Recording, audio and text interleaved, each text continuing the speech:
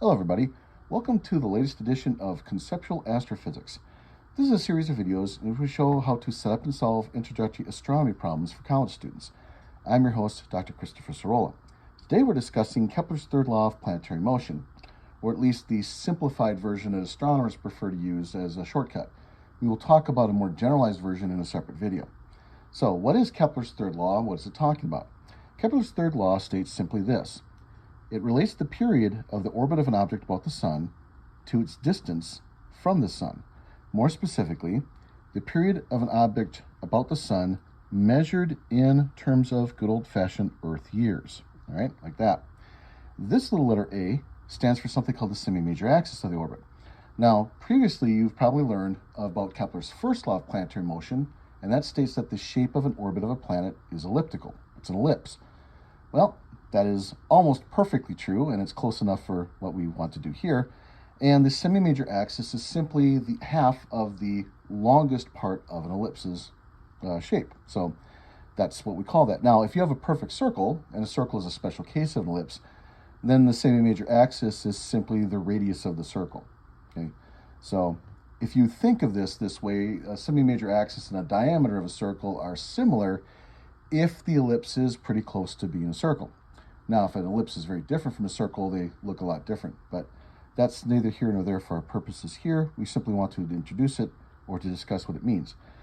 So the semi-major axis of the orbit is something that talks about the average distance of a planet or any other object that orbits the Sun from the Sun, and it's measured in units called astronomical units, which I will abbreviate AU like this. Okay? So this has to be done this way. If you're going to use this specific version of the formula, p squared equals a cubed, you must express the numbers in terms of years for period and in terms of AU for the semi-major axis.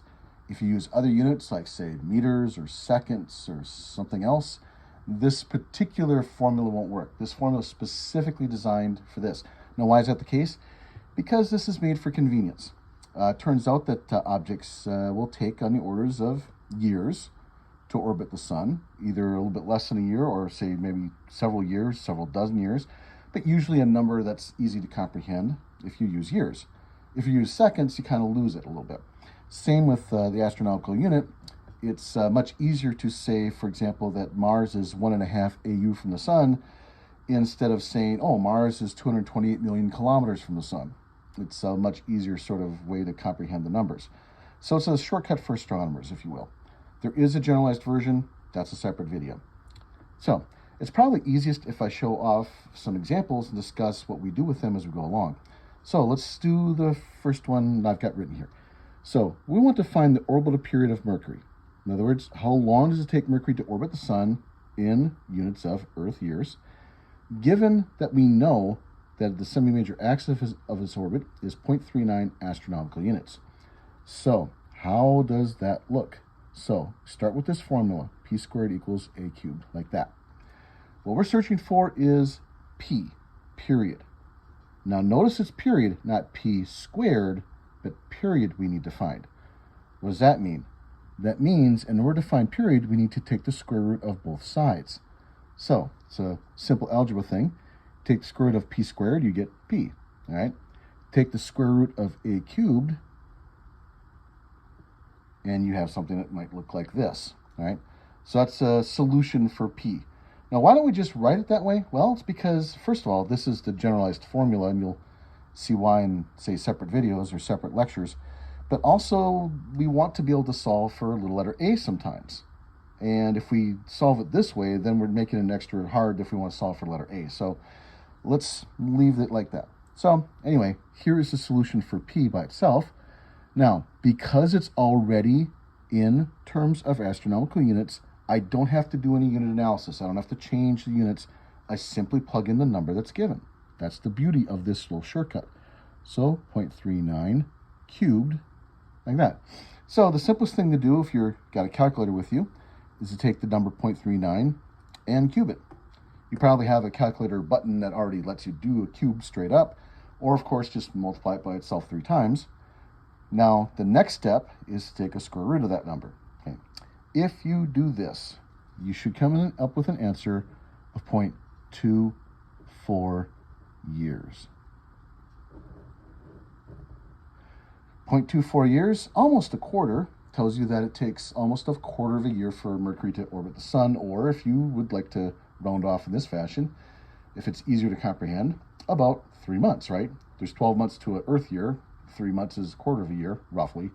If you want to be a little bit more specific, then you could go into talking about days, and what you'd find out is that the orbit of Mercury takes about 88 days. So that would be another way to comprehend it. But what we're doing here is talking in years, and that's why it's written this way. This is the answer that this gives you. If you use this formula, little a must be in AU, capital P must be in years. You have to do it that way. All right. But if you have those available, then it makes life a lot simpler. All right. How about let's do the next one. Let's find the orbital period of Mars, given semi-major axis of 1.52 AU. Same approach, but now it's different numbers, right? So it's now 1.52 cubed. Then take the square root of that. And if you do this, you get 1.88 years for your answer. So the orbit of Mars is not quite 2 years long. So that gives you kind of a feel for how this works.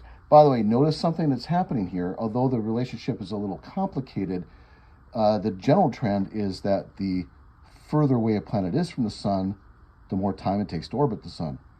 And once we say that, once you think about it, it makes perfect sense, right? That's how it probably should act. But that is how it actually acts.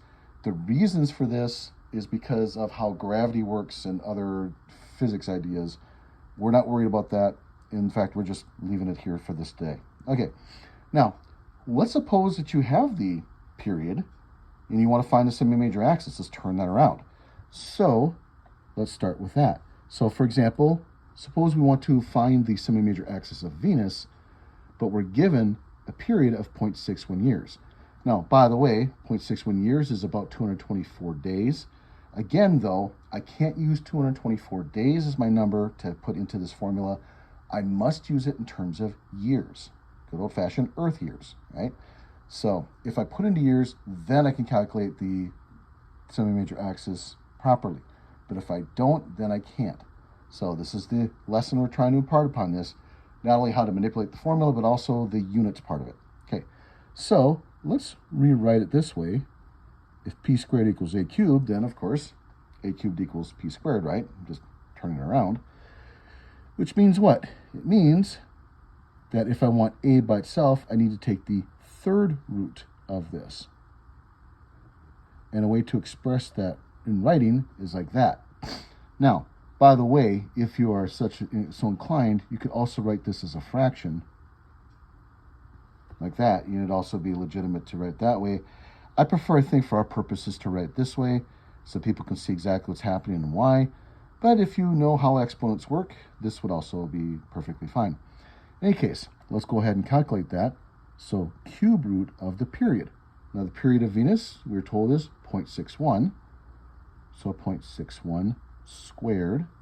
Now, in your calculator this time, you simply square 0.61 and take a cube root. Now again, modern scientific calculators should have a cube root already there, or it'll have some button like x to the y power, something like that, which allows you to take a cube root. If you're not sure how to take cube roots, talk to your instructors, right? When I do this, by the way, I come up with an answer of 0.72 AU. So Venus, at least on average, is 72% of the distance from the sun as the Earth is. And that, again, to remind everybody what this is all about, an astronomical unit, by definition, is a semi-major axis of the Earth's orbit, right? So we're comparing, everybody does, which is fine because we live here. So that makes the most sense to do that. If we lived on a different planet, we'd have a different definition. But we don't, so we don't. All right, last one I want to show off. All these numbers are kind of smaller numbers. What if we have a little bit of a larger number? Does that make any real difference? Let's find out. So let's find the distance to Uranus. So the semi-major axis of Uranus is our question. We are told its orbital period is 84 years. The solution is the same. Again, the math solution part of it doesn't change. Still looks like this, all right? So it's still the cube root of this orbital period. Now, in the case of Uranus, it's 84. Okay, so you take the number 84, square that number, and take a cube root, right? What you'll find is kind of interesting, round off a little bit, it's about 19 AU, not quite 20. So Uranus, in other words, is 19 times further from the sun than we are, right? But because of the way that gravity works from the sun, Uranus takes 84 years to make one full orbit around the sun. So notice how that works. The period is going to be a bigger number, if you will, individually than the semi-major axis. But that's a side comment. So what this is doing here then, to sum up, is we're taking Kepler's third law, the astronomer's version of that.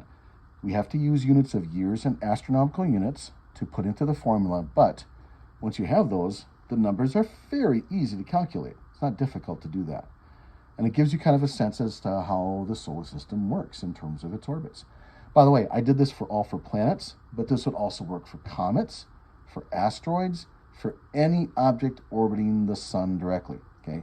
Now, if your object is orbiting something else first, you have to do something else. That will be a topic of a separate video. All right, thank you everybody for your attention, and clear skies.